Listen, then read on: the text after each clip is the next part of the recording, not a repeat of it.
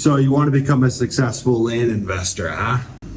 Or you want to become successful at really anything. I'm going to share with you guys a quick principle, something that I have fallen back on in my entire entrepreneurial journey, and something that I think has really set me apart. And it's quite simple. In fact, it's something that your mom probably taught you when you were a young kid. And it really comes back to the story of the tortoise and the hare. You see, what success really looks like is small incremental improvements daily. Now, I've had the good honor of working with almost 500 people inside of Leah in the last 3 years. And it's quite interesting. There's two kinds of people that come into the program. There's people that are trying to throw Hail Marys and they come in with a lot of urgency. Now, it's funny because urgency is touted as being this positive thing for land investors or for entrepreneurs. You gotta be urgent. You gotta act with urgency. And that's true. You do need to make decisions with urgency. You do need to move with speed. But the problem is that our urgency starts to bleed into your expectations. That urgency pours over into your faulty beliefs that you deserve things quickly, that they need to show up now. And of course, you become disenchanted when they don't, because great things never show up quickly. On the flip side, you have the people that are day in, day outers.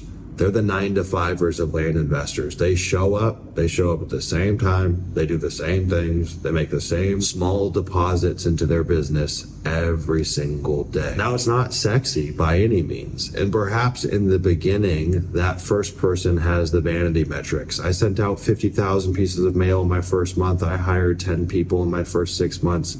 There's a lot of vanity there. And it's easy to get hung up on the fact that you think that's what success is. No, success is 10 years in the game, what you rack up, the points that you put on the board after a decade, 2 decades, 3 decades. That's real success, because success compounds. Success builds on top of itself.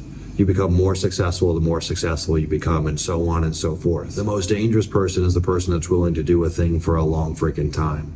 Keep on chipping in, keep on chipping away, keep on putting one foot in front of the other. You know, building a business is much like climbing mountains, in my opinion, because I love to climb mountains, and maybe you don't, so maybe you don't relate with this, but I certainly feel this every time I climb a mountain, and this is how it goes. You pull up to the base of the mountain, you're so excited. I can't believe we're doing this. There's so much momentum. You're so pumped. You can't wait to get up there. It's gonna feel so good. This is gonna be so fun. First 2 hours of hiking, maybe a little bit of doubt starts to creep into your head. Feet start hurting, ankles ache a little bit, you're a little thirsty, you realize you didn't bring enough water. You also realize, damn, I didn't bring enough warm clothes. It's getting cold up here. The sun's starting to go down. 4 hours in, those thoughts start to build. 6 hours in, you're praying that you could get off that mountain. You so badly want to get down to the bottom. 8 hours in, you just say, why did I ever do this to myself? I'm ready to quit. If a plane flew by, I would take that first pass on that plane. I would hop on and get the hell out of here. Then you get to the top.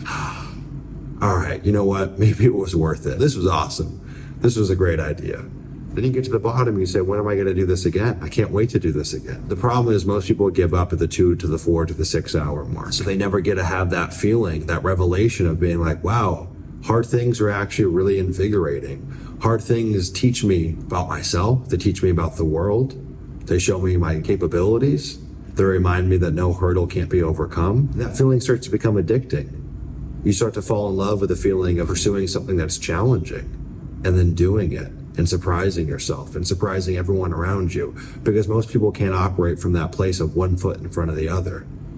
I don't know why. I mean, humans naturally don't love hard things, but at the same time, evolution has bred us to do hard things. You've got 200,000 years of evolution for modern humans. We've done a lot of hard things in those 200,000 years, but we forget about our biology. We forget about how capable we really are at our core. And there's great beauty in just showing up every single day, even when it's messy, even when it's disorganized, even when it feels inefficient, even when it feels like you're going nowhere, even when it feels like you're throwing shots and none of them are landing.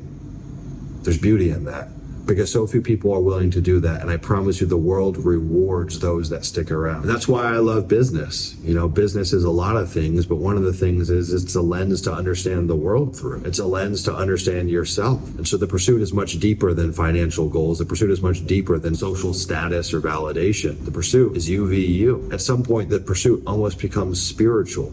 It's a discipline. It's like the monk sitting on top of the mountain. meditating 8 hours a day. Perhaps you'll never reach enlightenment through building a business, but I promise you'll shed light on all the different areas of your character. You'll unlock things that you didn't even know you were capable of.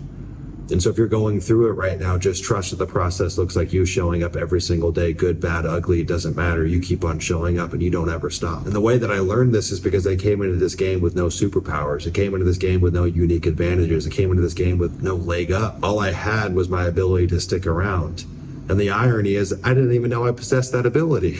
Growing up, I never thought I was that kind of person that could do that. I wasn't born that way. People didn't tell me, wow, you're so disciplined, you're so motivated as a kid. No, that wasn't me. I learned that. I developed that. I built that in the fire. And you can too. You just got to understand, why are you even doing this? Because if it's just to get a check, well, you'll be here today and gone tomorrow. It's got to be deeper than that. It's got to be bigger than that. That's why you need to tap into your true intrinsic motivation behind this. And you've got to hold that dear, because that'll be the thing that allows you to weather the storms that life throws your way. And I promise you there'll be rainy days, but you'll never see the sunshine if you don't stick around. So one foot in front of the other, chin up, you got this.